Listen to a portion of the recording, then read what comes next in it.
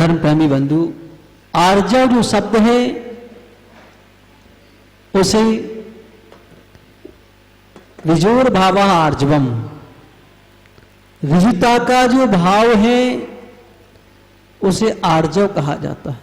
और ऋजुता का अर्थ होता है सरल परिणाम, सीधे परिणाम, सच्चे परिणाम, उसको आर्जव कहा जाता है।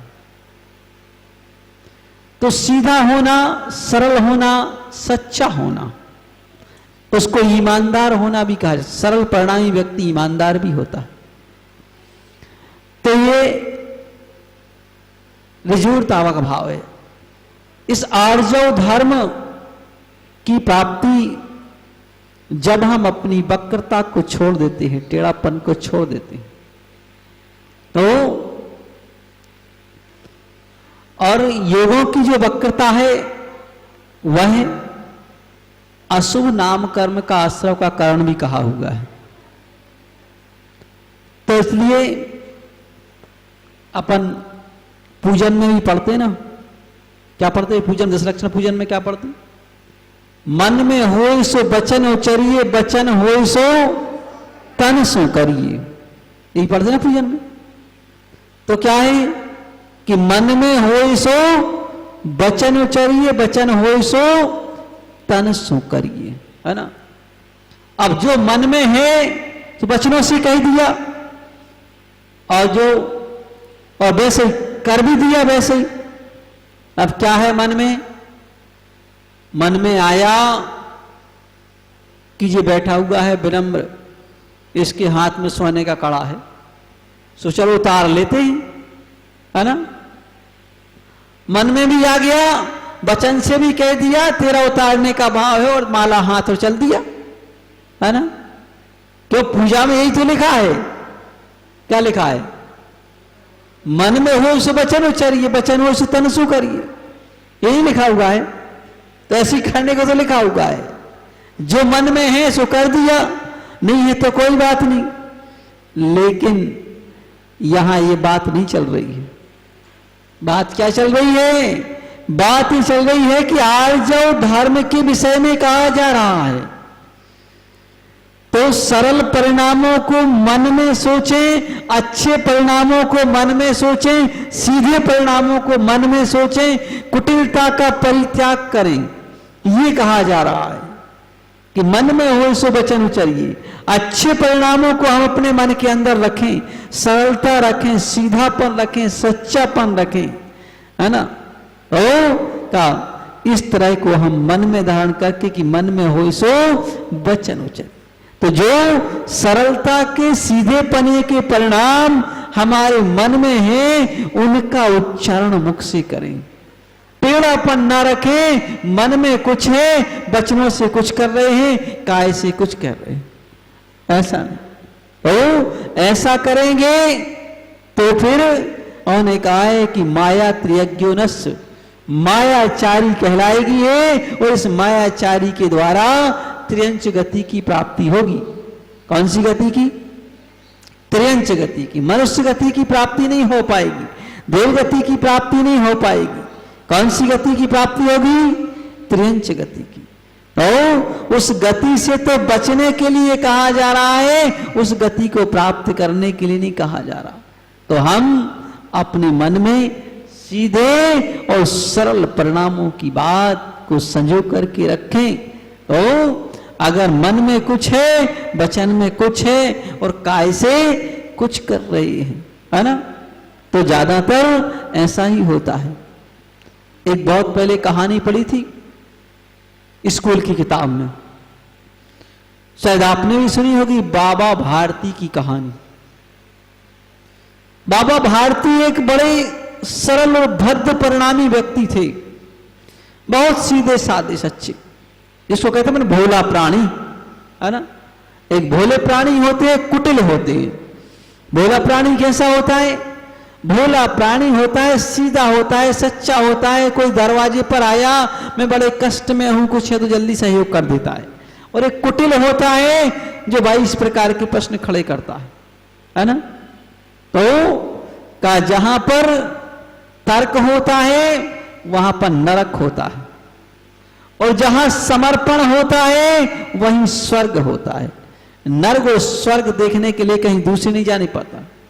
जहां समर्पण हो वहीं स्वर्ग प्रारंभ हो जाता है। चाहे घर में हो, चाहे पत्नी का पति के प्रति समर्पण है तो घर स्वर्ग बन जाता है, पुत्र का पिता के प्रति समर्पण है तो स्वर्ग बन जाता है, शिष्य का गुरु के प्रति समर्पण है तो वहां स्वर्ग बन जाता है। और जहां तर्क वितर्क खड़े होते हैं वहीं नरक तैयार हो जाता है। तो इसलिए यहां पर वही बात बतलाई कि बाबा भारती एक सरल और सीधे परिणाम वाले व्यक्ति थे, लेकिन उनके पास एक घोड़ा था। घोड़ा बहुत ही चालाक, तेज चलने वाला था। एक चोर था, डाकू था, उसने सोचा अगर ये घोड़ा अपने लिए मिल जाए तो अपन 12 कोस दूर से अपना काम करके वापस आ जाएंगे, रातों रात किसी को पता भी नहीं चलेगा। क्या काम करके? चोरी करके। चोर का क्या काम होता है? चोरी करना। तो यह सोचा कि इतनी दूर से अपना काम करके वापस आ जाएंगे, और उसने वैसे तो सोचा कैसे इसको चुराएं, क्योंकि वह बाबा भारती को बहुत प्रिय था, इसलिए वह हमेशा उसके पास सोता था, अपने पास ही बांधता था उसको, पूरी सेवा करता था उसकी। चोर ने सोचा कोई उपाय से नजर नहीं आ रहा है इसको चुराने का, ये तो हमेशा इसको साथ लिए रहता है। तो उसने एक युक्ति सोची, और युक्ति क्या सोची कि एक विकलांग का रूप बनाया, और विकलांग का रूप बना करके और एक पेड़ के नीचे बैठ गया कि मैं विकलांग हूं, मेरे पैर काम नहीं करते, ऊपर से बीमार बन गया। और जैसे ही बाबा भारती वहां से निकले, उसने निवेदन किया कि बाबा जी हमें अपने घोड़े पर बिठा लो,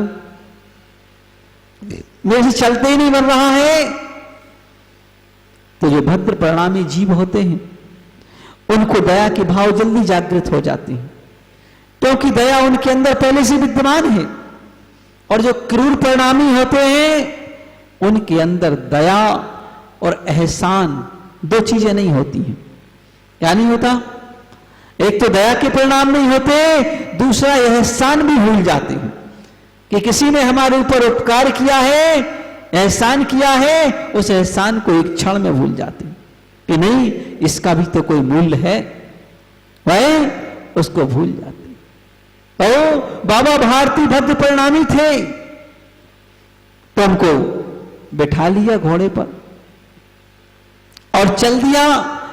बाबा भारती आगे आगे हो गए, घोड़े की लगाम पकड़ ली, वह धीरे से बैठ गया, मन में सोचता है चलो अब अपना काम बन गया, घोड़ा बहुत फुर्तीला है, अब तो अपन मौका पा लेंगे। और जैसे थोड़ी दूर चले और उसने देखा कि हाँ बाबा के हाथ से लगाम थोड़ी ढीली हो रही है, और घोड़े को एक एड़ लगाई तो वह तेज चलने लगा। बाबा भारती के हाथ से लगाम छूट गई, उसने पकड़ ली। बाबा भारती ने समझा कि ये तो कोई छल फरेब आदमी है, धोखेबाज आदमी है, मेरे साथ धोखा कर गया। बोले कोई बात नहीं। बाबा भारती ने कहा कोई बात नहीं, तुमने धोखा कर लिया, इतनी बात तो चलेगी, ले जाओ जो ले जाना है ले जाओ। क्यों? कि जो धर्मात्मा होता है उसका ज्यादा लगाव नहीं होता किसी वस्तु से। व्यवस्था चल रही है बात अलग है, लेकिन किसी चीज से लगाव नहीं होता। उसने कहा कोई बात नहीं, लेकिन उसने कहा भाई मेरी एक बात सुन लो। बोले क्या? मैं तुमसे घोड़ा नहीं मांग रहा हूं, तुम तो ले जाओ, क्योंकि तुमने छल करने के लिए आए हुए थे तो छल कर लिया, कोई बात नहीं, लेकिन मेरी एक बात सुन लो। और ने कहा वो क्या? तो सोचा सुन तो लो, आखिर क्या कह रहे हैं, सुनने में क्या है, अपन तो दूर खड़े।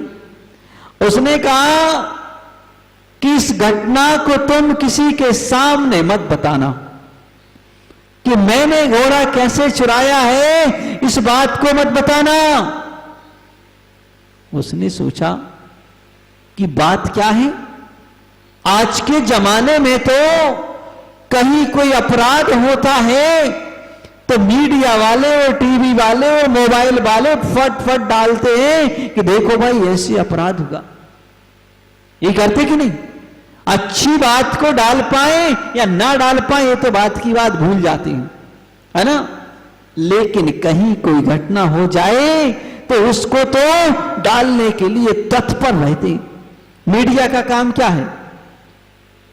बुरी बात को पहले हाईलाइट करना, ये मीडिया का काम है। और क्या है मीडिया का? सब ऐसे अखबार पढ़ते हैं, अखबार में क्या होता है? अच्छी बात तो कहीं इतने से कॉलम में लिखी होती है और पूरा अखबार कहीं मर्डर से तो कहीं चोरी से तो कहीं बदमाशों की कहीं चोर चक्कों से भावों से भरा पड़ा होता है।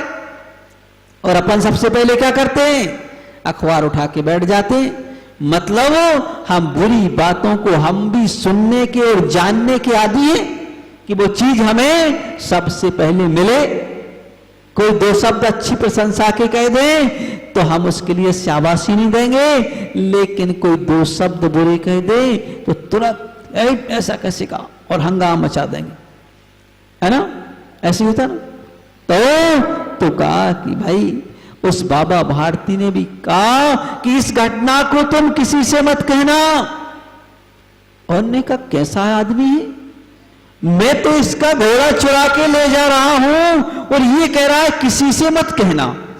दुनिया तो कहता है मैं जाके अभी पुलिस में रिपोर्ट लिखाऊंगा और तेरे को खोज के रहूंगा चाहे कुछ भी हो जाए, और ये कह रहा किसी से मत कहना। चोर का हृदय भी बदल गया। मानव का हृदय बदलने में कोई देर नहीं लगती। देर लगती क्या? जैसा उसको निमित्त मिलता है वैसा उसके अंदर परिणमन होने लग जाता है। अच्छा निमित्त मिल जाए तो अच्छा परिणमन होने लग जाता है, बुरा निमित्त मिल जाए बुरा परिणमन होने लग जाता है।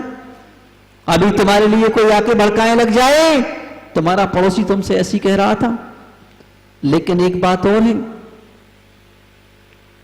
कि लोग बुरी बात को जल्दी ग्रहण करते हैं, अच्छी बात को इस कान से सुनते इस कान से निकाल देते। होता है ऐसे कि नहीं?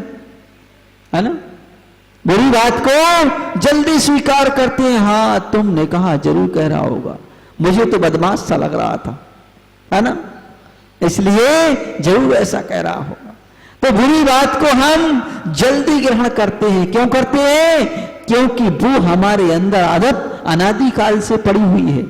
बुरी बात को ग्रहण करने की आदत अनादिकाल से हमारे अंदर पड़ी हुई है और हमारा मन भी वहीं जाता है। तो उन्होंने कहा भाई किसी से मत कहना। तो उसने कहा भाई इसका भी कारण बता दो कि क्यों नहीं कहना। इस बात को दुनिया तो कहता है सबसे कह देंगे हम, तुम कह रहे किसी से मत कहना। उसने कहा कि अगर तुम इस घटना को किसी के सामने जिक्र करोगे कि मैंने इस तरह से घोड़ा चुराया है, तो लोग कभी किसी अपाहिज पर विश्वास नहीं करेंगे। तुमने तो मायाचारी की है, तुमने तो झूठ बोला है, लेकिन कोई वास्तव में सच्चे अर्थों में कोई दुखी होगा, दीन होगा, अपाहिज होगा, लोग उसकी सहायता करना छोड़ देंगे। इसलिए हम चाहते हैं कि उनकी सहायता होती रहे। इसलिए तुम किसी से इस घटना का जिक्र मत करना। उसका हृदय परिवर्तन हो गया कि मेरे द्वारा पता नहीं कितने अपाहिजों की सेवा होना खत्म हो जाएगी, लोग विश्वास करना छोड़ देंगे, है ना। और विश्वास सबसे बड़ी चीज होती है। 3 मित्र थे, एक धर्म, एक धन और एक विश्वास। कितने मित्र थे? 3। धर्म, धन और विश्वास। तीनों में बड़ी मित्रता थी, गाढ़ मित्रता थी। और तीनों अलग अलग जाने लगे। एक दिन तो एक दूसरे से पूछा, भाई ये तो बताओ कि अपन मिलेंगे कब? जैसे स्कूल में बहुत सारे बच्चे पढ़ते ना, और जब स्कूल की आखिरी क्लास में पहुंचते हैं तो सब एग्जाम के बाद बिछुड़ जाते हैं, फिर बस रिजल्ट सुनने आएंगे, इसके बाद सब अपने काम में लग जाते हैं। कभी कभार है किसी को किसी से मिलना हो जाए तो उनने भी पूछा, भाई बताओ भाई अपन कब मिलेंगे, कैसे मिलेंगे, कहां मिलेंगे? धर्म ने कहा, देखो भाई हमें तो तुम कभी भी खोज लेना, हम तो किसी भी मंदिर में मिल जाएंगे, आप आ जाना नगरा झांसी मंदिर में, हम हर समय मिलेंगे। उन्होंने कहा ठीक बात है। धर्म ने कहा, मुझे तो किसी भी मंदिर में जाके देख लेना, मैं वहां विराजमान रहूंगा, मिलूंगा। ठीक बात है। धन से पूछा, भाई तुम कहां मिलोगे? बोले हमें किसी भी अमीर के यहां जाके देख लेना, हम वहां मिल जाएंगे, उसकी तिजोरी में रखे मिल जाएंगे, उसकी पत्नी सेठानी के हाथों में बड़े बड़े गहने होंगे, कहीं भी मिल जाएंगे हम। उन्होंने कहा ठीक बात है भाई, तुम तो हमेशा मिलोगे, बिल्कुल हमेशा मिलेंगे, कभी हम तुमसे ऐसा नहीं हो सकता कि नहीं मिलेंगे। तीसरा मित्र बिल्कुल शांत खड़ा था, कुछ भी नहीं बोल रहा था। दोनों ने मिलकर पूछा, बोले भाई तुम तो बताओ कहां मिलोगे, तुम्हारा कोई पता ठिकाना बताओ। उसने कहा कि अगर हम एक बार किसी के पास से उठ जाएंगे तो फिर कभी नहीं मिलेंगे,